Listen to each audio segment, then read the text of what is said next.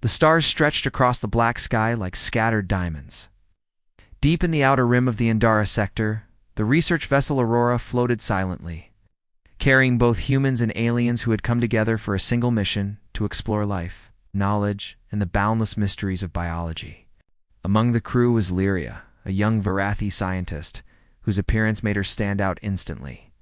Her fur shimmered with a golden-red hue, her large amber eyes reflected both curiosity and caution, and her slender tail flicked nervously whenever she was deep in thought. Lyria's species, the Varathi, had always been different from humans in the way they created life.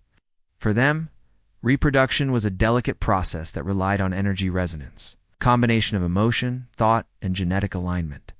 Humans, however, used a simple and direct biological method, mething, mystical, nothing intangible. To Lyria, this was fascinating. She wanted to understand the human method, not as a replacement, but as a way to learn, to respect, and maybe to grow as a scientist. On this morning, Lyria walked through the gleaming corridors of the Aurora, heading toward the human biology laboratory. Her tail swished anxiously behind her, knocking lightly against the polished walls. Humans and Varathi passed her by, some offering polite nods, others too absorbed in their work to notice. But Lyria didn't care. Her focus was absolute.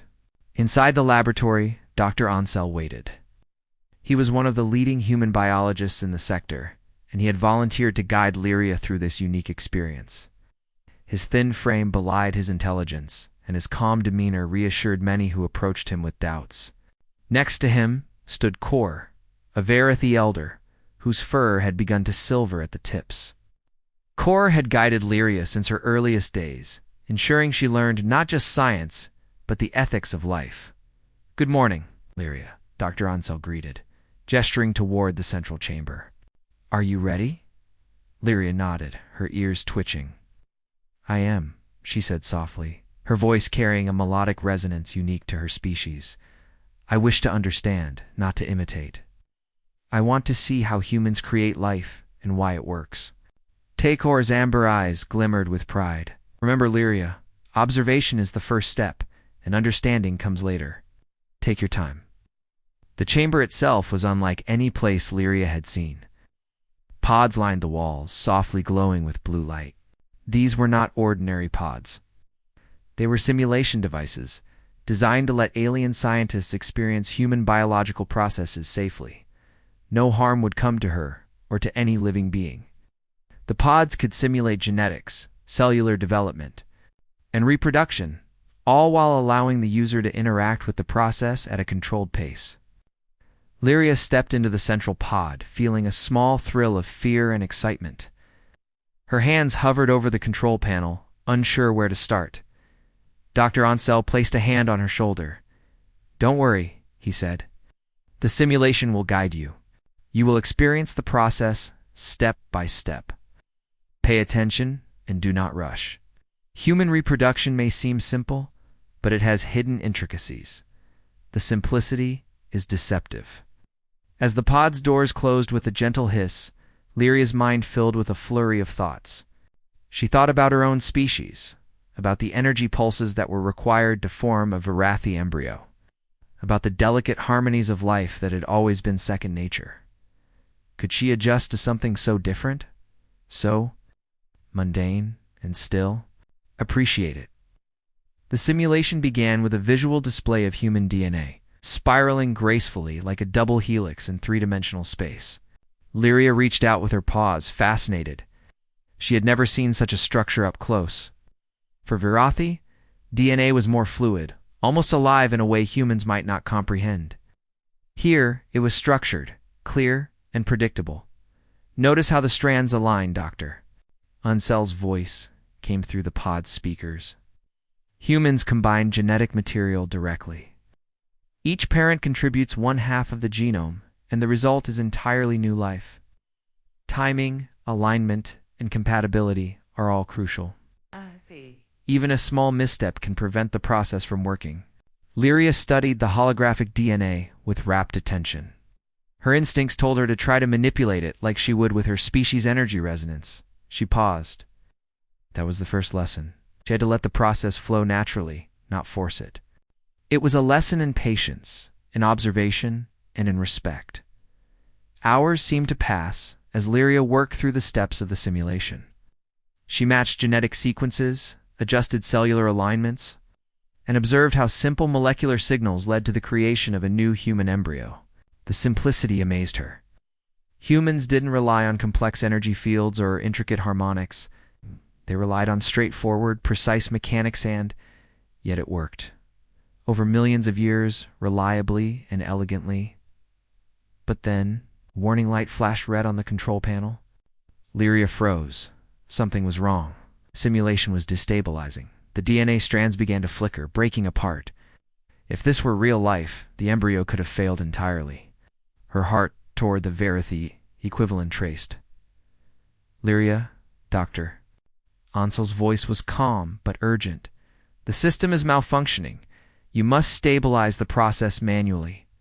Trust your instincts and remember what you know about life. For a moment, Lyria felt panic. She was not used to errors like this in her species. Verithy processes were precise, controlled by internal resonance. Here, she had to adapt quickly, think like a human, and apply what she had learned.